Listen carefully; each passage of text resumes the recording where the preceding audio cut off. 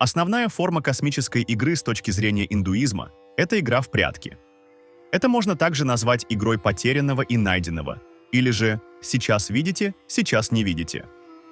Когда мы исследуем природу вибрации, мы замечаем интересный факт. Если представить вибрацию как волну, то в природе не существует половины волны. Мы не можем найти гребни без впадин, и впадины без гребней. Звук не возникает, если отсутствует и то, и другое, а также интервал между ними. Это волновое явление проявляется на разных масштабах. Есть очень быстрая волна света, более медленная волна звука, а также множество других процессов, таких как биение сердца и ритм дыхания, бодрствование и сон, а также циклы человеческой жизни от рождения до зрелости и обратно к смерти. Чем медленнее движется волна, тем труднее заметить, что гребень и впадина неразрывно связаны. В результате мы начинаем верить в игру в прятки, думая, что впадина может бесконечно опускаться и никогда не подниматься к гребню, забывая, что впадина подразумевает наличие гребня, так же, как гребень подразумевает впадину. Не существует такого понятия, как чистый звук. Звук — это звук, тишина — это тишина, свет — это свет, а тьма — это свет. Свет — это пульсация, и между каждым световым импульсом есть тьма. Таким образом, индуистский образ заключается в том, что «я» вечно играет в прятки с самим собой. Индуисты измеряют время в калпах. Одна калпа равна 4 320 000 лет. Они говорят, что в течение одной калпы миры проявляются, или же любая конкретная вселенная, не все вселенные, а, скажем, конкретная галактика или что-то подобное. Это порядок мира. Не воспринимайте это слишком буквально. Не считайте эти цифры каким-то божественным откровением для предсказаний и пророчеств. Это символические цифры. Итак, в течение одной калпы мир проявляется, и этот период на санскрите называется манант. В это время Брахман играет в прятки, прячась в каждом из нас, притворяясь, что это мы. А в конце калпы наступает период, называемый праа, который также является калпой, и в этот период Брахман, так сказать, выходит из игры и возвращается к самому себе в мире и блаженстве. Это очень логичная идея. Что бы вы сделали, если бы были Богом? Разве не в этом вся прелесть вещей, о чем знает каждый ребенок? Отправляться в приключения, создавать иллюзии, то есть создавать узоры. Таким образом, с точки зрения индийской философии, этот мир — это мечта божества. Божество, конечно, представлено как нечто двуликое. С одной стороны, оно мечтает и поглощено миром снов, с другой стороны, оно освобождено. То, что вам нужно правильно понять, это то, что с точки зрения «я», высшего «я», Праа и Манвантара являются одновременными, но в мифологической форме они представлены как последовательные, следуя друг за другом. На самом деле они происходят одновременно, так что человек не осознает единство с «я» после смерти позже определенного времени. Все упоминания о загробной жизни должны правильно пониматься как «здесь и сейчас», как область боли, глубже, чем эгоцентрическое сознание.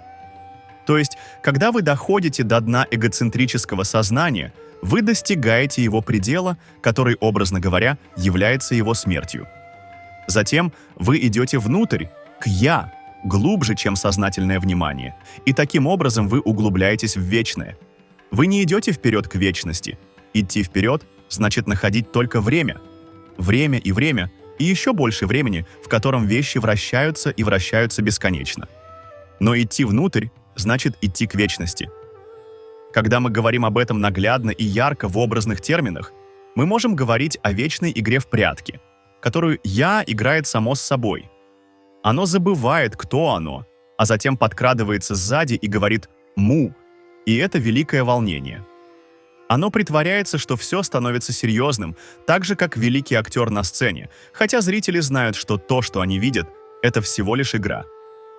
Искусство актера заключается в том, чтобы увлечь зрителей, заставив их сидеть на своих местах в тревоге, плакать или смеяться, или полностью погружаться в то, что они на самом деле знают, что это всего лишь игра. Вы можете представить, что если бы был очень великий актер с абсолютно превосходной техникой, он бы увлек себя. и вы бы увидели, что игра была реальной. Вот их представление о том, что мы делаем здесь и сейчас. Мы все – Брахман, играющий свои роли, будучи человеком, играющим человеческую игру, так прекрасно, что он очарован. Вы видите, что значит очарован? Под влиянием заклинания гипнотизирован, заворожен, очарован. И это очарование – это майя. Зачастую мы ощущаем себя отделенными от окружающего, но это всего лишь иллюзия.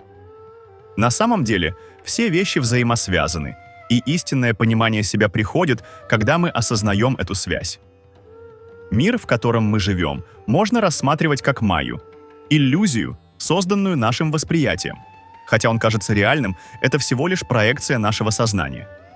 Представьте, что Брахман, абсолютная реальность, играет в прятки с самим собой. Мы, как индивидуумы, являемся частью этой игры, забывая о своей истинной природе. И вот здесь возникает различие между временем и вечностью. Многие из нас застревают в линейном восприятии времени, забывая, что наше истинное «я» существует вне этих рамок. Вечность — это состояние бытия, где нет ни прошлого, ни будущего. Важно жить в настоящем моменте, принимать то, что происходит сейчас. Многие из наших проблем возникают из-за привязанности к прошлому или беспокойства о будущем. Путь к самореализации — это отказ от эгоцентрического восприятия и развитие более глубокого понимания своей природы и места в этом мире. Итак, давайте вспомним, что мы все играем в эту великую игру жизни, и в конечном итоге мы все связаны. Понимание этого – ключ к внутреннему покою и истинному счастью. Наше восприятие реальности формируется через призму языка и концепций, которые мы используем. Язык создает ограничения, заставляя нас воспринимать мир через определенные рамки. Например, когда мы называем что-то деревом, мы упускаем из виду всю сложность и многогранность сущности этого объекта, сводя его к простой категории. Наше восприятие времени тоже является иллюзией. Мы склонны воспринимать время как линейный поток, где прошлое, настоящее и будущее четко разделены. Однако на самом деле время — это непрерывный процесс, в котором все моменты взаимосвязаны. Мы живем не во времени, а в вечности, где каждое мгновение содержит в себе все предыдущие и последующие. Страх перед смертью и неизвестностью формирует наше восприятие жизни. Этот страх часто приводит к тому, что мы пытаемся контролировать свою жизнь и избегать изменений, что, в свою очередь, создает еще большее страдание. Принятие смерти как естественной части жизни может освободить нас от этих оков и помочь увидеть мир в новом свете. Многие люди живут в состоянии постоянного ожидания чего-то, что должно произойти, вместо того, чтобы наслаждаться текущим моментом. Это создает иллюзию, что счастье находится где-то вне нас, и мы теряем возможность быть счастливыми здесь и сейчас. Мы должны научиться воспринимать мир как игру, где каждое мгновение — это возможность для исследования и самовыражения, а не просто шаг к какому-то конечному результату. В основном люди живут в постоянном ожидании чего-то значительного, что должно произойти, чтобы они могли, наконец, ощутить счастье или удовлетворение. Это состояние ожидания может принимать различные формы. Ожидание успеха, любви, признания или даже просто лучшего дня. Такое ожидание создает иллюзию, что счастье находится где-то вне нас, в будущем. Мы становимся пленниками своих надежд и мечтаний, забывая о настоящем моменте. Это приводит к тому, что мы упускаем все радости и возможности, которые предлагает жизнь здесь и сейчас. Мы постоянно стремимся к чему-то, что, как нам кажется, сделает нас счастливыми. Состояние ожидания может вызывать внутреннее напряжение и тревогу. Мы начинаем сравнивать свою текущую жизнь с тем, что, по нашему мнению, должно произойти. Это создает ощущение недостаточности, и мы начинаем думать, что не заслуживаем счастья, пока не достигнем своих целей. Жизнь — это не только путь к цели, но и сам процесс, который следует ценить. Жизнь должна восприниматься как игра, а не как соревнование. Когда мы играем, мы не ждем окончания игры, чтобы насладиться ею. Мы наслаждаемся каждым моментом, каждым движением. Именно в этом принятии настоящего момента и заключается истинное счастье.